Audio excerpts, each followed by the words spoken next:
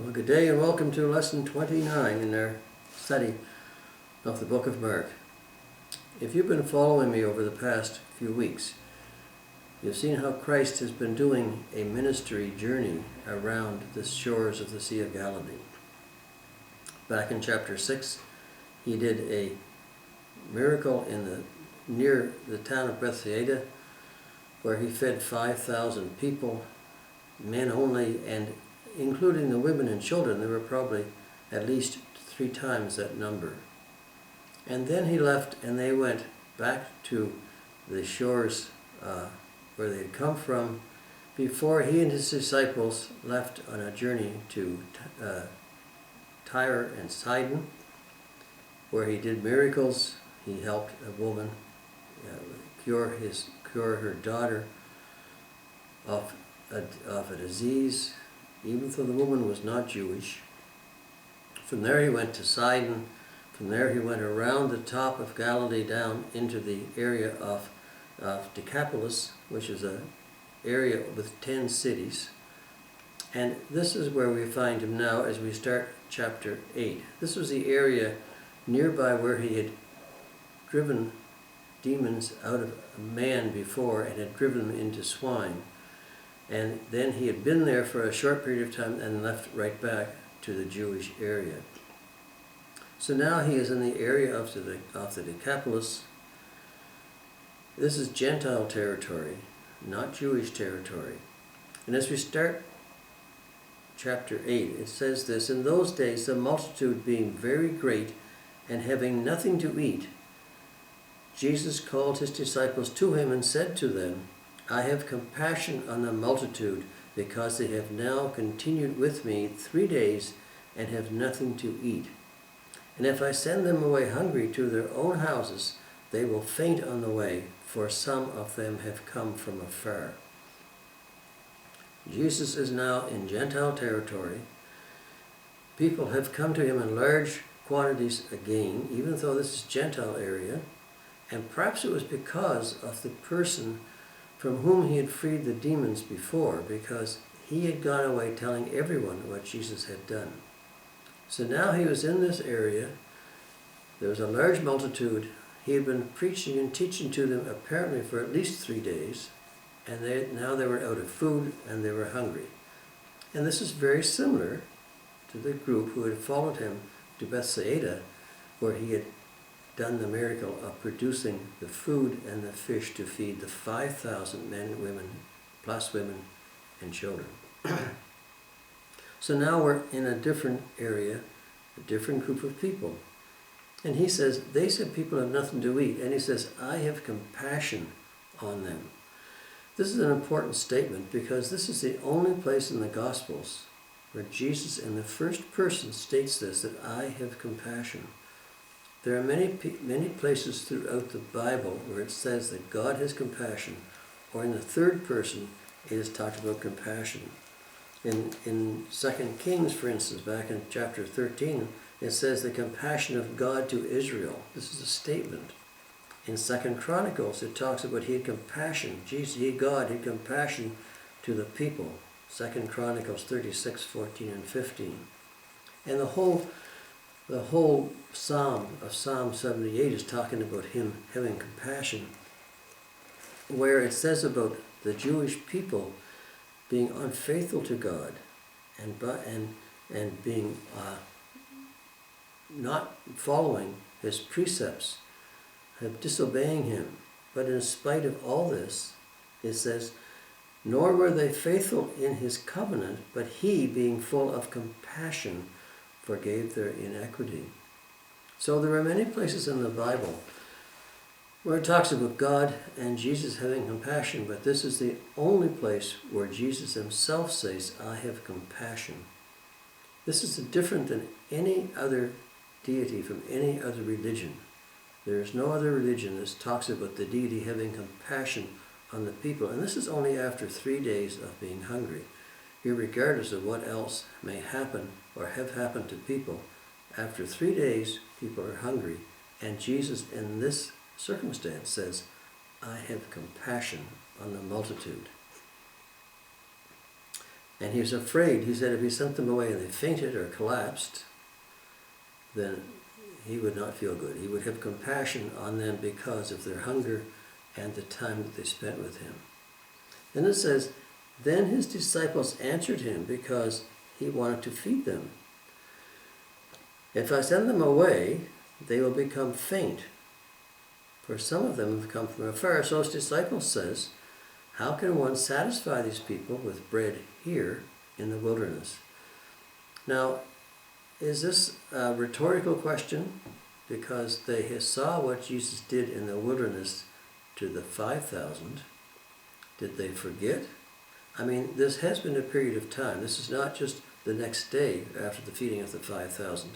This is some time later, but still, an event like that you don't forget easily. So is this a rhetorical question? Were they questioning Jesus again? Did they not expect him to do it because this was a Gentile area and not a Jewish area? Because these people, the disciples, felt that God's graces and mercy were primarily and only for the Jewish people. So they asked the question, how can one satisfy these people? Not just feed them, but satisfy them with bread here in the wilderness. He asked them, how many loaves do you have? Jesus asked the disciples how many loaves they had. And they said 7. Now, there are people who say that this story is a retelling of the story of the 5,000. But there are many differences between these two stories, so that it's really difficult to understand how this could be considered a retelling. There are many differences. For instance, he asked the disciples how many loaves of bread they had. In the first story, it was how many loaves that the young boy had. Anyway, they said that he had 7. So he commanded the multitude to sit down on the ground. In the first story, it was green grass. So this is later in the year. The grass is dried up. This is now ground. And he took the 7 loaves and gave thanks, broke them and gave them to his disciples to set before them. And they set them before the multitude. So he took the 7 loaves that the disciples had. He blessed. He asked for blessing. He blessed them, gave thanks for them, and then distributed them to the disciples to distribute to the masses. This is done separately because he found out then that they also had a few small fish, and he blessed these fish and then distributed them to the masses. So everyone ate and were filled, and they took up 7 large baskets of leftover fragments. Now these who had eaten were about 4,000, not really including the men, not including the women and children. The same story is told over in the book of Matthew, chapter 15, and it said that he had compassion for the multitudes because they were with him 3 days. So he said, asked again the disciples how many loaves they had, and 7, and he did the same, blessed the loaves, blessed the fish, and distributed to the multitudes. Okay, so he said these who ate were 4,000 men, besides women and children. So there were probably, again, 10 to 15,000 people here. So they ate and were filled and took up 7 large baskets of leftover fragments. Now those who had eaten were about 4,000. He sent them away afterwards and got into the boat and came to the region of Dalmanutha.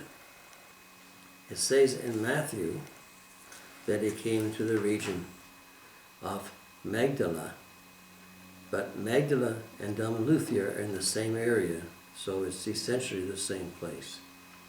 So people consider this sometimes to be just a retelling of the first story, but there are many differences here.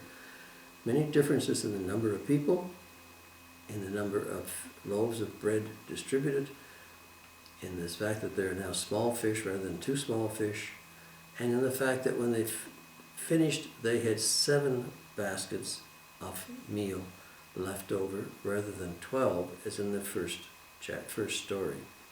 And one of the big changes here is the fact that in the first story, the feeding of the 5,000, the word for a basket is a small basket. It is a small basket, like a lunch basket, something you put just a lunch into, not a very big container. But in this story, the word for basket here is a large basket. It is similar to the basket in which Paul was put over and lowered from the wall of Damascus, big enough for a man to be in. These were large baskets, so the amount of food left over here in these 7 baskets would probably be much greater than the food in the 12 baskets in the first story. So there are differences. These are 2 different events. Why are they similar, and why are they 2 different events? It's important to remember that the first event took place in Jewish territory. This was for the Jews. This is the miracle of created fish and food for the people, created from actually nothing by Jesus for the Jewish people, because he had come first for the Jews. But now he's in Gentile territory, and he's doing the same thing for the Gentiles, so that this indicates that the abilities of Christ, the miracles of Christ, are available to all people. This was to demonstrate that the same benefits, the same, what Christ did for the Jewish people, he also does for the Gentiles. And this is exactly the same idea. He did this, he created food, he created fish, he created enough to feed and satisfy all these people out of just a few small loaves and a few small fish. The first time it was done for the Jewish people, this time it was done for the Gentile people. And this, in fact, is the last time Jesus was in Gentile territory for any great amount. This was he left here and started his journey then back essentially towards Jerusalem and towards his crucifixion. So Jesus did this study, did this story to show that the world, he's available for everyone. What he does is for everyone, not just for one culture or nationality. So these people ate, they were satisfied, there was food left over to fill 7 large baskets of leftover fragments. And then when this was done, when they had finished eating, he then sent them away. It was now 3 days that he had been teaching them, he had been preaching to them. They were now satisfied spiritually, satisfied physically. He sent them away, and he got in the boat with his disciples and transversed back across Galilee, the Sea of Galilee, to Dalmanutha or to Magdala. So this is really the story essence of this part of the story of Jesus' travels. This was Gentile territory, this was done for the Gentile people, and it was done to show them, to show us, that he does the same for the Gentiles that he did for the Jewish people. So we'll get on into the next part of this chapter next week as we progress further into Jesus' journeys and his activities. Thanks again for watching. Hope to see you next week, and bye for now.